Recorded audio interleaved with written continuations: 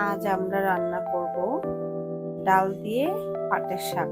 পাটের শাক দুই ধরনের হয়, একটা হচ্ছে মিষ্টি পাটের শাক আর একটা হচ্ছে তিতা পাটের শাক। তো আমি তিতা পাটের শাকটা একদমই পছন্দ করি না, আমার মিষ্টিটা খুব ভালো লাগে। আর ডাল দিয়ে রান্না করা যায়, আবার শুধু ভাজি করা যায়, তবে আমি আজকে ডাল দিয়ে রান্না করব। ডাল দিয়ে আমার খুব বেশি ভালো লাগে।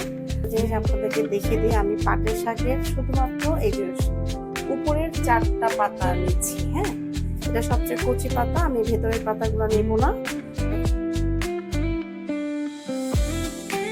যে কাপটা দেখতে পাচ্ছেন, এই কাপের আমি হাফ কাপ, অর্থাৎ এই যে এতটুকু এই পরিমাণ ডাল দিব। এই যে এখানে ভেতর ডাল নিয়েছি, যেভাবে করে ভিজিয়ে রাখবো। ডালটা ভেজানো হয়ে গেলে দেন আমি হচ্ছে ডালটা ভালো করে কষলে দিব, ময়লা থাকা ময়লাটা উঠে যাবে।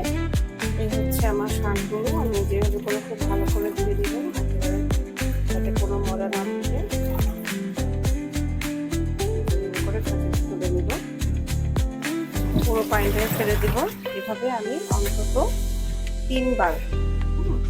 3বার আমি পানিতে ভালো করে ধুয়ে তারপর শাকগুলোকে ছাঁচিতে ঝাড়াবো, মিনিমাম 3বার।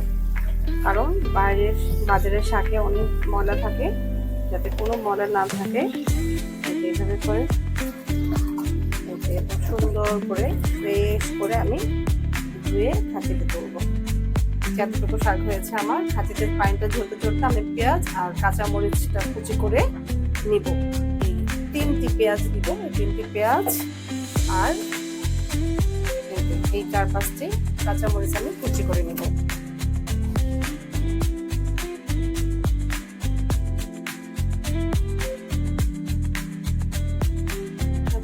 আস্তে একটা রসুন দিব, এটা আমি ছিলে কুচি করে নেব।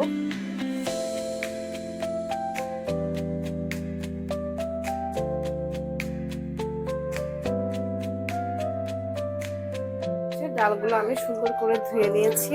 এখন আমরা ডালগুলো প্রেসার কুকারে সেদ্ধ দিব। তো সেদ্ধ দিয়ে দিচ্ছি, সামান্য একটু পেঁয়াজ দিচ্ছি আর কয়েকটা কাঁচামরিচ দিচ্ছি।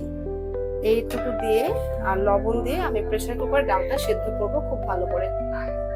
প্রেসার কুকারে আমি এতটুকু পরিমাণ পানি দেবো, যে এই মগের 1 মগ পানি দিলাম এবং সাথে এই যে ডালটা সম্পূর্ণ দিয়ে দিব। পেঁয়াজ, কাঁচা হলুদ দেবো, এতটুকু হাফ চামচের মতো হলুদ দিয়ে দিলাম। হচ্ছে লবণ, এই যে এই 4 চামচের হাফ চামচের একটু বেশি লবণ দিলাম। আমি এখন প্রেসার কুকারে ঢাকনাটা, এই যে পানি ঝরিয়ে রাখা পাটের শাকগুলো থেকে পানি ঝরে গিয়েছে। এখন আমি এটাকে সুন্দর করে কুচি কুচি করে কেটে নেব। ডালটাও সিদ্ধ হয়ে গেছে, আশা করি এতক্ষণে পুরোপুরি সিদ্ধ হয়ে গেছে। এখন আমি ডালটা অন্য একটা হাঁড়িতে নামাই ফেলবো। আমার খুব পছন্দের একটা ডালের হাঁড়ি, এইটাতে আমি প্রেসার কুকার থেকে ডালটা নিয়ে নিয়েছি। এখন আমি এটার সাথে যে তখন যে সেদ্ধ করার সময় 1 মগ পানি দিয়েছিলাম, ঠিক একই রকম ভাবে আরো এই যে এই 1 মগ পানি আমি এটার সাথে দিব, কারণ ডালটা অনেক ঘন হয়েছে। এই পর্যায়ে আমরা ডালটা কিন্তু ঢেকে দেই নাই, আমরা এইভাবেই রেখেছি। যে এখন বলক এসে গিয়েছে। অফ ক্যামেরা আমি একটু কাঁচামরিচ দিয়ে দিয়েছিলাম।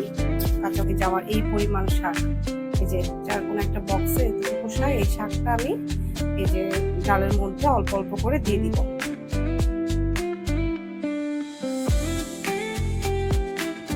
এই যে এইভাবে আস্তে আস্তে বলক আসতেছে, পুরো শাক এবং ডালে সুন্দর করে একটা মিক্সড হয়ে যাচ্ছে। ডালটা আমি তুলে রেখেছি পাশে, আর আমি এই হাঁড়িতে এখন তেল দিব। তেলের পরিমাণটা সামান্য, ডাল বাগারে যতটুকু পরিমাণে তেল দেওয়া দিলে হয়, এটা আসলে যারা রান্না করে তাদের থেকে বলার কিছু নেই। পেঁয়াজ আর রসুনটা তেলটা একটু গরম হয়ে গেলে আমি দিয়ে দিব। এটা আমি 2টো শুকনো মরিচ এরকম ভেঙে এটার মধ্যে দিয়ে দিব। এটা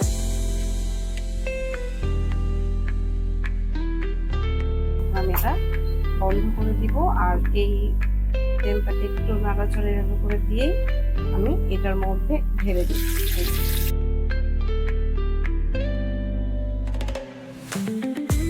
এই যে দারুণ মজার চমৎকার কালারের এই যে আমার পাটের শাক দিয়ে বুটের ডাল।